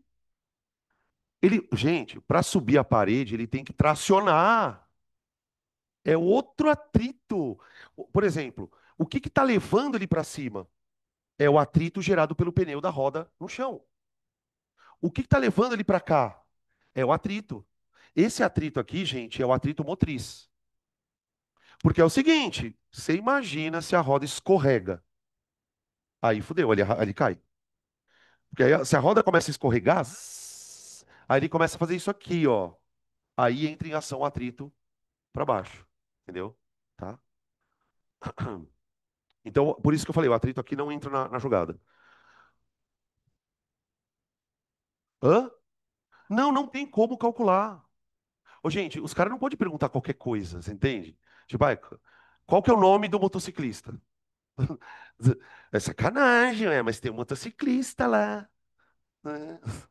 Não tem como, tá? Gente, atrito, nesse contexto, é só para curva, tá? Só para curva. Você quer ver um outro que os caras inventam? Então, assim, ó, para Globo da Morte, muito provavelmente é aqui que vai estar o problema, tá? No ponto mais alto. E geralmente a questão vem com essa situação da velocidade limite. Uma outra situação que ocorre também, que às vezes com o carro, é a situação da lombada. Os caras vão inventando coisinha, né?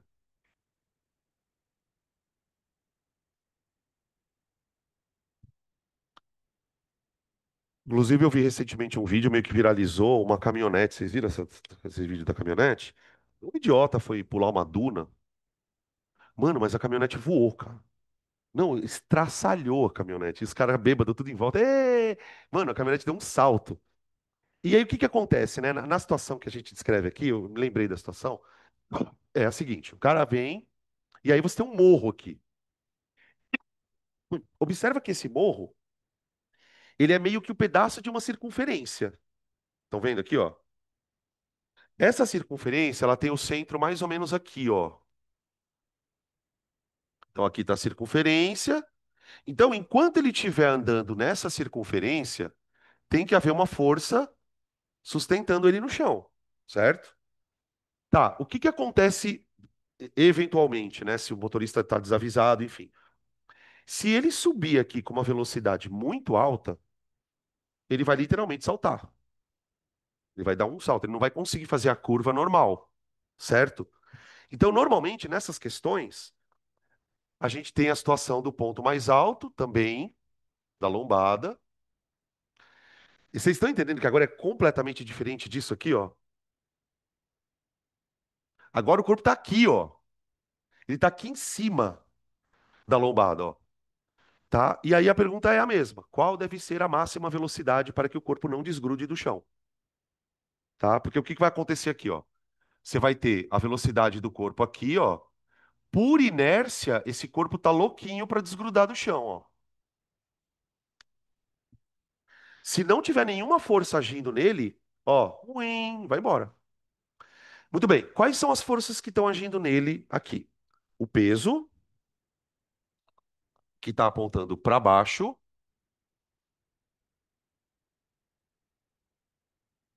certo?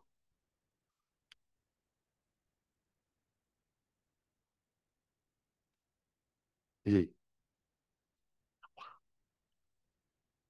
É normal, né? Norms. Opa, peraí. Ah, agora eu quero ver. E agora? Vai, destrincha para mim aí. O que que vocês acham que vai acontecer agora aqui? Quem que vai ser a força centrípeta? O peso? Será? É o peso menos a normal, gente. A força centrípeta é uma resultante. Repete comigo. A força centrípeta é uma Mano, isso é muito foda. Isso que tá acontecendo com muitos de vocês acontece, é normal. A gente esquece uma força. Porque você olha pra aqui, quem que tá apontando pro centro? É o peso. Não, o peso é centro. Não, não, não. O- Tem uma força que tá contra ele. Então, nesse caso, a força centrípeta, ela é o peso menos a normal.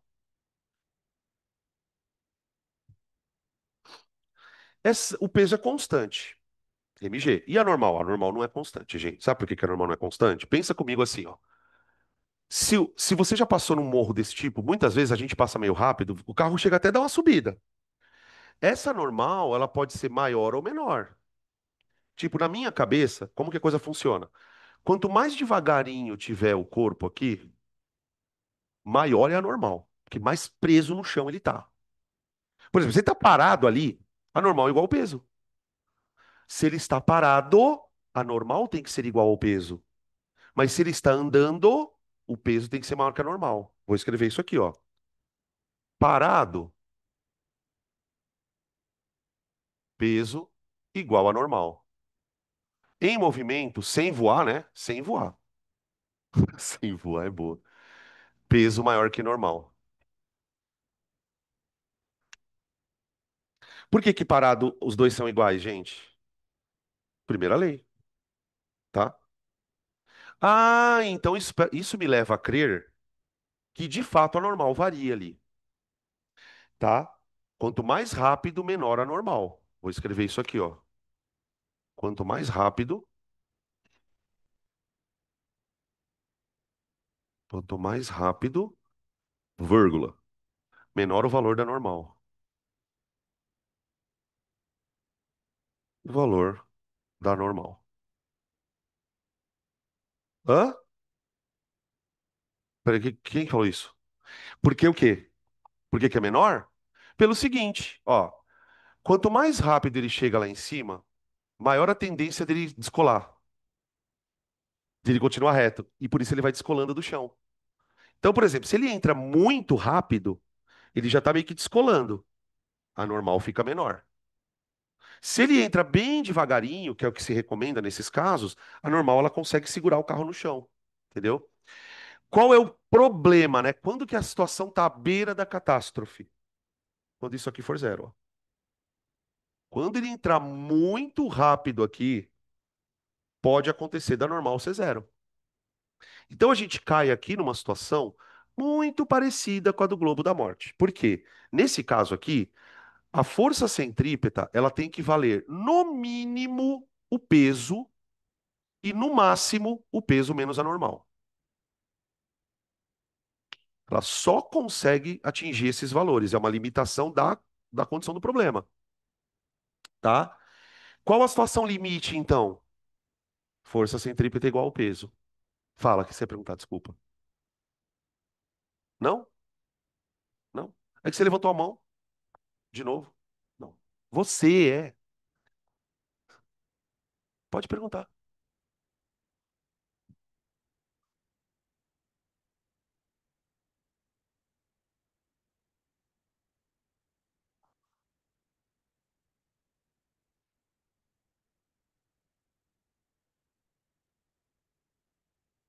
Não. É mais com a velocidade mesmo. Porque o que vai fazer esse trem saltar ou não saltar é o quão rápido ele tá. Aqui já não conta mais atrito, nada disso, tá? É, Aí o que que o cara vai te perguntar então? Mais ou menos na mesma linha. Qual é a velocidade que tem que ter para não dar merda? Então, ó, a força centrípeta tem que ser no mínimo igual ao peso. Muito bem. Força centrípeta sendo igual ao peso, eu abro. mv ao quadrado sobre r igual a mg. Olha que interessante. Deu a mesma fórmula.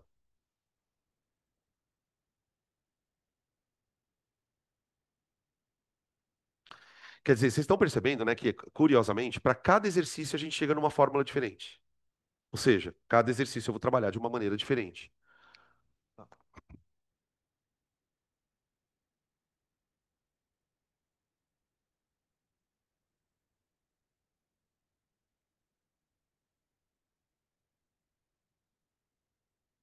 Ô, gente, só para a gente encerrar os estudos de caso, então a gente falou do globo, falamos da lombada, falamos das coisas gravitacionais, né? Eu queria falar do disso aqui, ó, pêndulo, pêndulo. Tem um monte de coisa sobre pêndulo, na verdade. A gente estuda pêndulo aqui na mecânica, um pouquinho, e depois eu também estudo um pouco de pêndulo nos movimentos oscilatórios, tá? Eu vou deixar para falar sobre isso depois. O que é um pêndulo, pessoal? Um pêndulo é um objeto. Depois, se vocês tiverem curiosidade, procura na internet um negócio chamado pêndulo de Foucault. Mano, isso é assustador. Ele existe, tá? O pêndulo de Foucault. O pêndulo é o seguinte: é um objeto que você tem um fio. Esse fio ele está acoplado a uma pequena massa e preso por uma corda aqui, né? Preso a uma superfície ali, o teto. Aí o que que eu vou fazer? Eu vou pegar esse pêndulo, ele dá uma posição inicial aqui, tá? Beleza. Eu vou pegar esse pêndulo e vou subir ele um pouquinho. Eu vou subir ele um pouquinho, tá? A hora que eu subo ele um pouquinho, eu estou dando energia potencial para ele. Estou dando energia potencial. Né? Ele está aqui, ó, nessa posição zero, que é uma posição, vamos chamar de equilíbrio. Você sobe ele para cá, ó, você deu uma alturazinha para ele, deu energia potencial. A hora que eu solto o pêndulo, o que que ele faz? Ele começa a transformar a energia potencial em energia cinética. Aí ele chega no ponto mais baixo. E assim ele vai oscilando, tá? Numa situação ideal, ou seja, que não há perda de energias, isso aqui ficaria oscilando forever and ever, tá? Agora vamos olhar para esse pêndulo em três pontos, que são os pontos que costumam aparecer em exercícios. Os pontos onde ele está parado e o ponto de velocidade máxima, que é o ponto mais baixo aqui, tá? Vamos imaginar que a gente esteja analisando o movimento do pêndulo na ida aqui, ó. Então você tem aqui velocidade, velocidade e parou. Isso aqui, tá? Então ele está fazendo isso aqui, ó. Vamos começar com o ponto mais baixo, que é onde normalmente o problema vem. Quais são as forças que estão atuando no pêndulo no ponto mais baixo? Peso, peso, que mais? Hã? Tração, vou colocar tração. A tração é para dentro, né? Que mais? Hã? Tem mais alguma força? Não tem a força centrípeta? Hã? Ah, essa força é a resultante, não tem mais força nenhuma. A força centrípeta é T menos P. T menos P. Tem que ser T menos P. Por que que tem que ser T menos P? Senão a corda estoura. Se a tração for menor que o peso, a resultante não está para dentro. Então, se eu quero que essa corda não arrebente, se eu quero que esse cara complete a circunferência, eu tenho que impor que a tração menos o peso tem que ser igual à força centrípeta. Hã? Você diz uma outra bolinha pendurada? Ah, mas aí já não tem mais. Aí você está identificado a corda, vai ter uma atração. Elas são corpos independentes. Esse negócio da bolinha que você está falando, ele vai entrar num outro ponto do conteúdo, que é a quantidade de movimento. Que é aquele que você joga uma, sai uma. Isso é outra coisa, tá? Então, nesse caso aqui, geralmente o problema quando envolve pêndulos, o que que ele vai pedir para você? Ele vai pedir para você atração no fio. Ele vai pedir para você atração no fio, tá? Ele fala, calcula a atração no fio aí para mim. E sabe o que é o mais legal? Que eu vou contar para vocês aqui. Geralmente, para você, porque assim, para você resolver esse problema, o que que você vai ter que conhecer da partícula? Você vai ter que conhecer a massa, se você quer calcular a tração, porque a massa vai vir aqui, e você tem que conhecer também a velocidade da partícula. Então, geralmente, o que que o problema faz para poder a biela? Ele te dá essa altura e você resolve a descida por conservação de energia para calcular a velocidade aqui embaixo. Calculou a velocidade aqui embaixo, joga aqui. Calculou aqui, aí calcula a tração. Então, geralmente, o problema de pêndulo é meio foda. Ele vai misturar questões de energia. Porque como que você vai calcular a velocidade que o cara tá aqui, ó? Ele vai ter que te dar alguma informação. Ou ele te dá claramente a velocidade, bem cara de Unesp, assim, né? Aí você só põe e faz a conta. Ou ele pode te dar a altura aqui. Você faz mgh igual a mv ao quadrado sobre 2 aqui e mata a questão. Tá? Não é fácil. Agora, o que que a gente torce para o cara não pedir? Aqui. Aqui a situação é bem mais delicada. Por que que aqui a situação é delicada, gente? Eu só vou mostrar para vocês, tá? Olha o problema que seria para trabalhar no ponto mais alto. Tô dando um zoom, tá, gente? Isso aqui é só um zoom. Ó,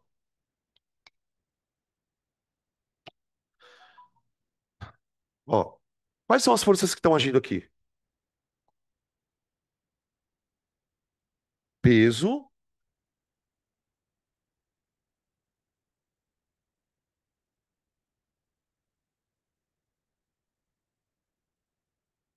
e tração. Oi.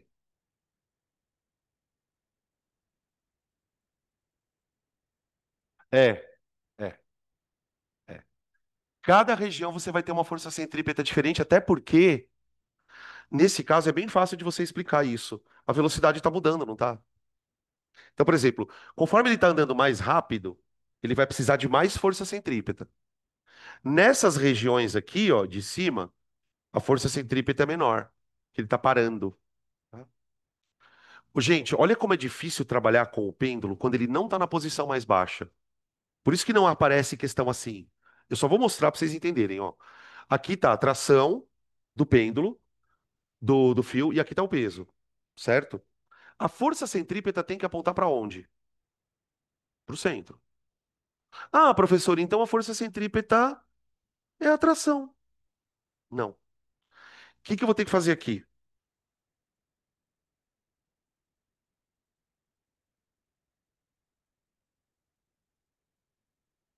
Vocês já estão entendendo o que eu estou fazendo? Estou preparando para decompor alguém. Quem que vocês acham que eu vou decompor? Puta foda isso aqui. Porque o que que vai acontecer? Para você conseguir enxergar esse movimento de forma vetorial, você vai ter que pegar o peso, projetar ele para cá, e aí você vai ter um PY, uma componente PY, tá? E você, se você projetar o peso para cá, ó, você vai ter uma componente. Essa componente PX é que arrasta o pêndulo para baixo. Por exemplo, por que que o pêndulo, quando ele sobe aqui, ó, ele quer descer de volta? Porque tem uma componente PX arrastando ele. Essa componente PX aqui, ó, pessoal, ela vem até aqui, ó. Quando ele está indo para lá, a componente PX volta. Ela está sempre tentando levar o corpo para onde? Para o centro. A gente chama essa força de força restauradora. Isso é no MHS. Todo movimento de oscilação, de mola, de pêndulo, tem sempre uma força que quer levar o corpo para o meio do negócio. Pode perceber isso. Essa força é chamada de força restauradora, tá?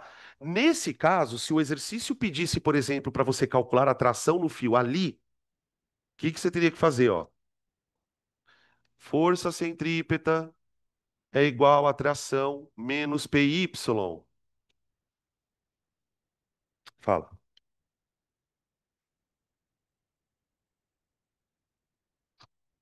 Então, aí que depende, né? Ele pode te pedir, porque aí, olha onde o nível vai. Ele tem duas acelerações. Ele tem a aceleração centrípeta e a tangencial. Entendeu?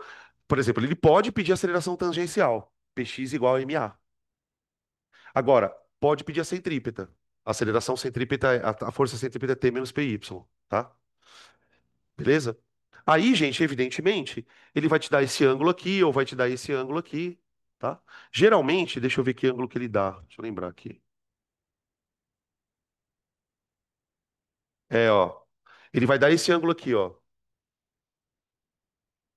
O seno e o cosseno dele. Esse é o ângulo daqui, ó. Então o PY ele é P cosseno, o PX é P seno, tá? Mas eu vou voltar a falar sobre isso no MHS. O que importa pra gente nesse desenho, pessoal, é esse ponto aqui, ó. Tá? Fala, Malu. Certo. Lá embaixo. Perfeito. Perfeito. Pode. Pode. Pode. Pode. Isso se o problema for nessa linha, tá? Se o problema for nessa linha, pode. Fala.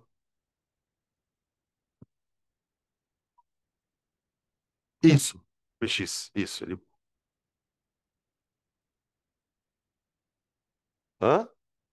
Não, não, não, não, não. Ó, veja. Imagina ele descendo. Enquanto ele está descendo, o que que o PX está fazendo? Puxando. Quando ele chega aqui, não tem mais PX, aí vira peso. Quando ele passa daqui para cá, ele começa a frear, porque o PX agora está para cá. Então, tipo assim, ó, deixa eu tentar desenhar nesse desenho aqui. Quando ele está aqui, ó, nesse movimento aqui, ó, de que o PX ele está para cá, ó. E quando ele está para cá, o PX está para cá, ó. Sempre puxando ele para o ponto mais baixo da trajetória. É a inércia. Só que por isso que nessa vinda para cá ele está freando. Porque, ó, ele vem acelerando até aqui, que foi o que a Malu falou. Ah, então ele chega com a velocidade máxima aqui. É. Por que que ele chega com a velocidade máxima aqui? Porque ele veio acelerando. Quando ele passar daqui para cá, ele vai começar a frear, porque aí o peso vai segurando ele. Ele vem freando, freando, freando, freando, para. Aí começa a descer. PX acelerando ele. Freando, freando, freando, freando, freando, para. E assim vai. Entendeu? Tá? É isso, gente. É isso. Vou parar, tá? Já discutimos bastante coisa. Na semana que vem a gente encerra com os exercícios. Tá? São 8, 9 exercícios, 4, 5 exercícios. Tá? Com isso a gente fechou a parte de leis de Newton e a parte mais delicada mesmo de mecânica, né? Tá? Que?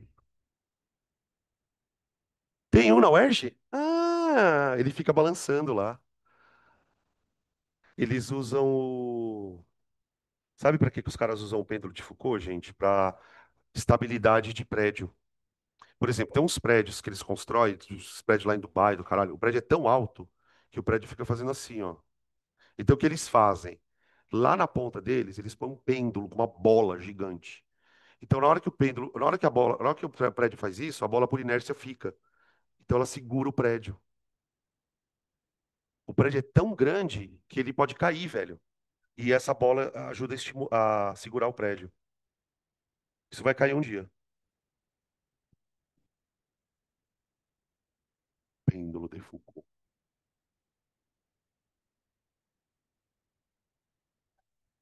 Aqueles assim, lá na UERJ tem um pêndulo de Foucault.